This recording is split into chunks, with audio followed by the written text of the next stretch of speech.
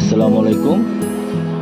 আজকে ফজরের নামাজ পড়ার পর কেন জানি আমার ঘুম আসতেছিল না। পরে ভাবলাম যে মনে পড়লো যে মায়া কাকার খিচুড়ি খেয়ে আসি। পরে যেই কথা সেই কাজ, আমি ভোরবেলা হাঁটতে হাঁটতে ফরজগঞ্জ ঘাটে গেলাম, বুড়িগঙ্গার তীরে নৌকায় পার হচ্ছিলাম। তো নৌকা পারার সময় দেখলাম কি পানিগুলি এত স্বচ্ছ, মানে যে বুড়িগঙ্গায় এই বর্ষাকালে পার হয় না সে বুঝবে না। অন্যান্য সময় দেখে তো নদীতে যে কালো পানি, নোংরা পানি, কিন্তু এই বর্ষার সময় পানিগুলো অনেক পরিষ্কার থাকে। আর সকালের যে একটা ভিউ, মাশাআল্লাহ, এটা হচ্ছে খুব সুন্দর। লঞ্চ যাতায়াত করতেছে, কোনো লঞ্চ যাচ্ছে, কোনো লঞ্চ আসতেছে, আর ঠান্ডা বাতাস। ফজরের নামাজের পর এমনি তো আবহাওয়াটা অনেক ভালো থাকে।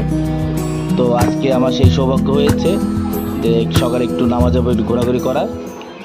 আর কেন জানি মন থেকেই আজকে চাচ্ছিল যে মায়া কাকার খিচুড়ি খাওয়ার জন্য। পরে আমি যে ঘাটে নামলাম, নামার পর দেখলাম যে ছেলে পেলে খেলাধুলা করতেছে। যেহেতু আজকে শুক্রবার, সবাই ছুটি পাইছে, কোনো মাঠ ফাঁকা নাই, সব মাঠ বুকিং।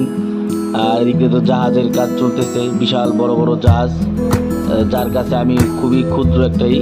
তো অবশেষে সেই মায়া কাকার খিচুড়ির কাছে আসলাম। রবিন ভাইকে ফোন দিলাম, রবিন ভাই আসলো। পরে আমরা একসাথে খিচুড়ি এই যে খেলাম। খিচুড়িটার বৈশিষ্ট্য হচ্ছে খিচুড়িটা পোলাও চালের সাথে যে ভর্তা দেয়, আর স্বাদ অমায়িক স্বাদ। বুড়িগঙ্গা নদীর ওপার মায়া কাকার খিচুড়ি, যদি কেউ যান তাহলে খেয়ে আসবেন। পরে আসার সময় আবার সেই হাঁটতে হাঁটতে আসলাম, এসে আবার নৌকায় পার হচ্ছি।